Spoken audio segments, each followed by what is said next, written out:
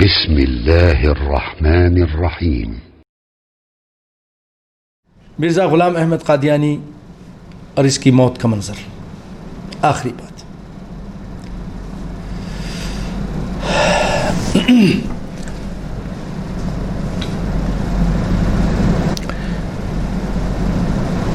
مرزا غلام احمد، اس کے پیچھے بہت سارے علماء نے کیا، لیکن ایک نام خاص تھا اور وہ تھا ثناء اللہ، مولانا ثناء اللہ امرتسری رحمۃ اللہ علیہ۔ وہ قادیان تک جا کر اسے مناظرے کرتے، اس سے بحث کرتے، اس کو سمجھانے کی کوشش کرتے، اپنے رسالے میں لکھتے، پوری دنیا کو انہوں نے اس کے فریب سے آگاہ کیا۔ آخر کار مولانا ثناء اللہ امرتسری رحمۃ اللہ علیہ کے اس تعاقب سے وہ پریشان ہو گیا اور چیخ اٹھا۔ اس نے لکھا، وہ خود لکھتا ہے ثناء اللہ امرتسری کے بارے میں، تم اپنے مجلہ اہل حدیث میں بارہا مجھے ملعون اور جھوٹا لکھ چکے ہو، اور مجھے دجال اور فتنہ پرور کہہ کر پکارتے ہو، اور پوری دنیا میں مجھے جھوٹا اور دجال مشہور کر رہے ہو۔ میں تم سے نہایت تنگ آ چکا ہوں۔ تم یہ بھی کہتے ہو کہ میں نے مسیح موعود ہونے کا جھوٹا دعویٰ کیا ہے۔ میں نے بہت صبر کیا۔ اس کے الفاظ سے پتہ چلتا ہے کہ جتنا تعاقب شد و مت کے ساتھ جناب ثناء اللہ امرتسری رحمۃ اللہ علیہ نے کیا، کسی اور نے نہیں کیا ہوگا۔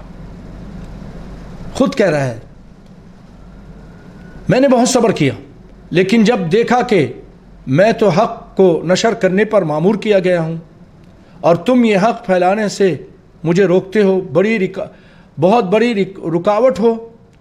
تم یہ حق پھیلانے میں بہت بڑی رکاوٹ ہو، تو میں اللہ سے دعا کرتا ہوں کیا اگر میں جھوٹا ہوں جیسا کہ تم اپنے رسالہ میں لکھتے ہو، تو اللہ مجھے تمہاری زندگی میں موت دے دے۔ یاد رکھیے گا قادیانیوں، اس کو یاد رکھیے، آپ لوگوں کو معلوم ہی نہیں ہے، اس نے یہ مباہلہ کیا، یہ چیلنج کیا اور کہا اگر میں جھوٹا ہوں جیسا کہ تم اپنے رسالے میں لکھتے ہو،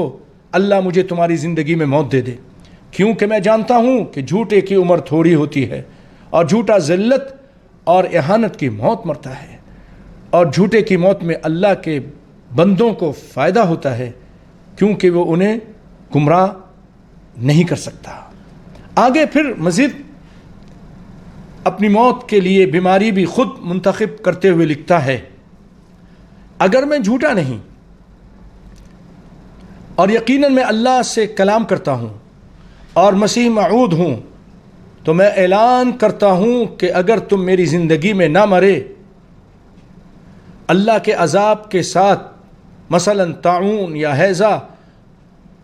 تو میں اللہ کا رسول نہیں۔ اگر میری زندگی میں تم نہ مرے ہیضہ سے اور طاعون سے، تو پھر میں اللہ کا رسول نہیں۔ اور یہ میری پیشن گوئی نہیں، بلکہ اللہ قادر مطلق سے فیصلہ کرنے کے طلب اور استعداء ہے۔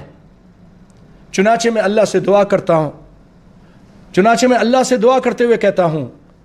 یا مولائی البصیر والقدیر والعلیم الخبیر، اے دلوں کے راز جاننے والے اللہ، اگر میں جھوٹا اور فسادی ہوں تیری نظر میں، اور اگر میں صبح و شام تجھ پر جھوٹ باندھتا ہوں، تو مجھے ثناء اللہ امرتسری کی زندگی میں موت دے دینا، تاکہ وہ اور اس کی جماعت، اس سے پتہ چلتا ہے کہ اہل حدیث سے زیادہ ہی تپا ہوا تھا، اہل حدیث اس کے زیادہ پیچھا کرتے تھے، ہر جگہ تنگ کرتے تھے، کیونکہ یہ محمد صلی اللہ علیہ وسلم کی خاتم النبیین ہونے پر اس طرح ایمان لاتے ہیں کہ کوئی اور نہیں لاتا ہوگا۔ یہ خود کہہ رہا اس کی جماعت میری موت سے خوش ہو جائے۔ اے اللہ، اگر میں سچا ہوں اور ثناء اللہ جھوٹا ہے تو اللہ اسے ہلاک کر دے میری زندگی میں، اور ہلاکت میں ڈال دینے والے مرض مسلط کر دینا، مثلا طاعون یا ہیضہ یا اس سے بھی سخت امراض، آمین۔ پھر اس خود ساختہ اور یک طرفہ مباہلے کا اعلان کر کے لکھتا ہے، خود ہی اپنی طرف سے سب کچھ لکھ کر کہ مولانا صاحب نے اتنا تنگ کیا، اتنا اس کا پیچھا کیا اللہ کے دین کو سر بلند کرنے کے لیے، اس کو جھوٹا ثابت کرنے کے لیے، ثناء اللہ امرتسری رحمۃ اللہ علیہ نے، تو اس نے مباہلے کا اعلان کر دیا۔ آگے کہتا ہے میری ثناء اللہ سے درخواست ہے کہ میرا یہ اعلان اپنے مجلہ میں ضرور چھاپے، کیونکہ فیصلہ تو اللہ کے ہاتھ میں ہے۔ راقم عبداللہ الصمد غلام احمد المسیح الموعود، پھر یہ اتنی جھوٹی بات بھی کر رہا ہے۔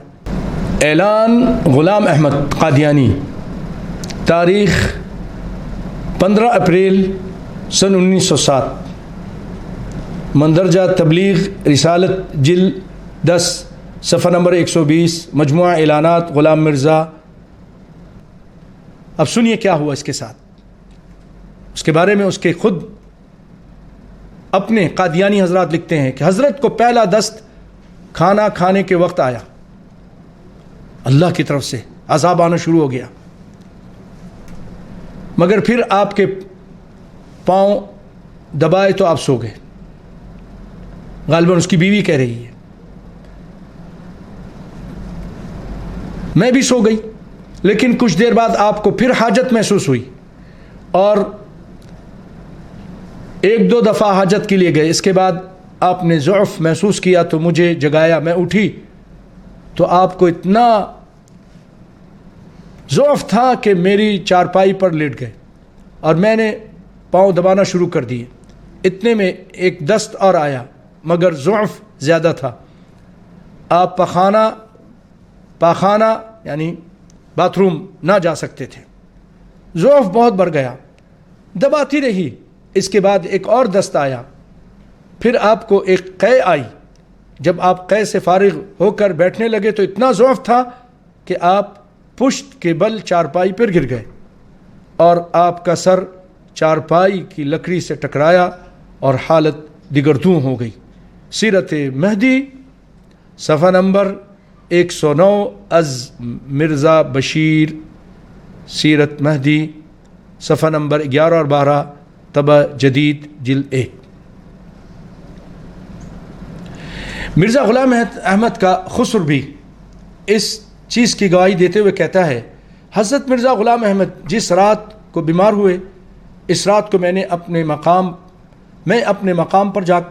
کر سو چکا تھا، جب آپ کو بہت تکلیف ہوئی تو مجھے جگایا گیا، جب میں حضرت کے پاس پہنچا اور آپ کا حال دیکھا تو آپ نے مجھے مخاطب ہو کر کہا، میر صاحب مجھے ہیضہ ہو گیا ہے، ہائے مجھے ہیضہ ہو گیا، جو کہا تھا جھوٹے کو ہیضہ ہو جائے، ہیضے میں مر جائے، وہی ہو گیا اس کو۔ اس کے بعد آپ کوئی بات نہ کر سکے اور صبح 10 یا 10:30 بجے آپ کا انتقال ہو گیا۔ یہاں اس میں لکھا ہے صبح 10 بجے انتقال ہو گیا۔ کس نے لکھا ہے؟ مرزا ناصر قادیانی کی خود نوشت اور مندرجہ حیات ناصر صفحہ نمبر 16 مرتبہ یعقوب علی تراب۔ اور یہ حقیقت ہے، اور حقیقت یہ ہے کہ آج تک بر صغیر پاک و ہند کے رسائل میں یہ بات چھپتی آئی کہ جب اس کو ہیضہ ہوا تو اس کے منہ سے نجاست نکل رہی تھی، نسأل اللہ العافیہ، پخانہ نکل رہا تھا، اور مقعد سے بھی نجاست نکل رہی تھی، اور در حقیقت اس کی موت بیت الخلاء میں ہوئی تھی، جس کا ذکر مرزا کی بیوی نے اپنے نہایت قریبی سے کیا تھا، اور بات پھیل گئی۔ اس بات کے بارے میں اسماعیل قادیانی کہتا ہے کہ مخالفین یہ بات کہتے ہیں کہ موت کے وقت نجاست پوٹی مرزا کے منہ سے نکل رہی تھی۔ بیان محمد اسماعیل قادیانی، مندرجہ رسالہ پیغام صلح 3 مارچ سن 1934۔ ان تمام باتوں کا مقصد مرزا کی تذلیل نہیں بلکہ اس کے ماننے والوں کو بتانا ہے اور ان کو راہ ہدایت کی طرف بلانا ہے کہ دیکھو تمہارے نبی کے الفاظ بد دعا اور مباہلے کے مطابق تمہارا نبی صبح 10:30 بجے یا 10 بجے مورخہ 26 مئی سن 1908 کو فوت ہو گیا. سیرت مہدی وغیرہ. اور اس حالت میں مرا کہ جس کے ذکر سے انسانوں کو گھن آتی ہے، جس سے تمہارا نبی نے مباہلہ کیا، وہ شخص اس کرۂ ارض پر تمہارے نبی کے موت کے 40 برس بعد تک زندہ رہا. اللہ اکبر. اور اسلام اور مسلمانوں کے لیے لازوال نمونہ پیروی چھوڑ گیا.